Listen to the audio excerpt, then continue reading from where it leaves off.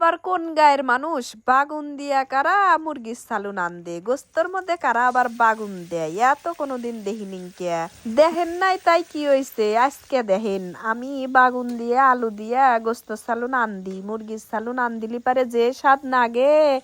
একবার আল্লাহ আন্দা খায়া দেখেন তালিশেন বুঝবেন যে বাগুন দিয়ে গোস্ত কেবা নাগে দিয়া কোন সবজি দিয়া গোস্ত আন্দা যায় না তাই কন চাইনিজরা তো ব্যাগ সবজি দিয়াই গোস্ত আন্দে আর কোনখানে কি লেখা আছে যে বাগুন দিয়া গোস্ত সালুন আন্দা যাব না আমার সামনে যখন যে তরহারি থাকে আর আমি যদি গোস্ত আন্দিবের নই হ্যাঁ আমি গোস্তর মধ্যে দেই কি হামে দেই ওই যে গোস্ত ছাড়া আমার বেটা ভাত খায় না তাহলে আর সবজি খাওয়া নেকবো না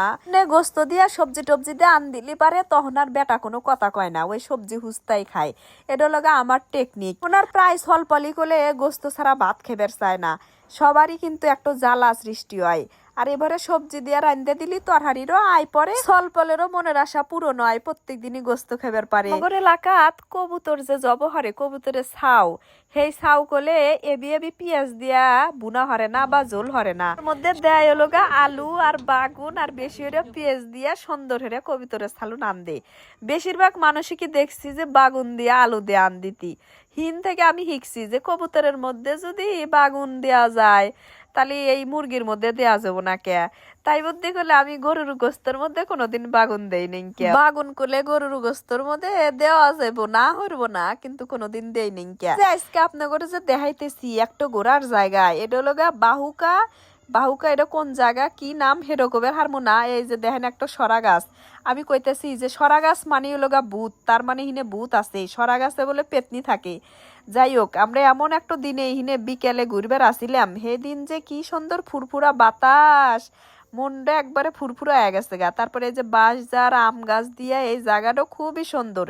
1 বছর আগেও আমরা হিনে ঘুরবার আসিলাম আবারও ঘুরবার আসি আমাগর যমুনা নদীর ধার গেসে যে সুন্দর হইয়া বান্ধে দিছে বান্ধে দেওয়ার পরের থেকে যতগুলা এই ধার গেসে গেসে ঘোরার জায়গা আছে এমন কোন জায়গা নাই যে হিন্দে আমরা ঘুরি নেই কে আপনারা যারা আইসেন নাই কে তারা এক নজর চা থেকে দেখেন এই জায়গাটা কত সুন্দর সুন্দর একটা বাড়ির বিটা এর আগে তো ওই বিটার মধ্যে বসে থেকে মেলা কিছু হদাই মদাই আইনা খায়া দায়া তারপরে বাইত গেছি আর এই ওয়েদারে এই অটোডো এত সুন্দর দেখা যাইতেছে হলুদ অটো তো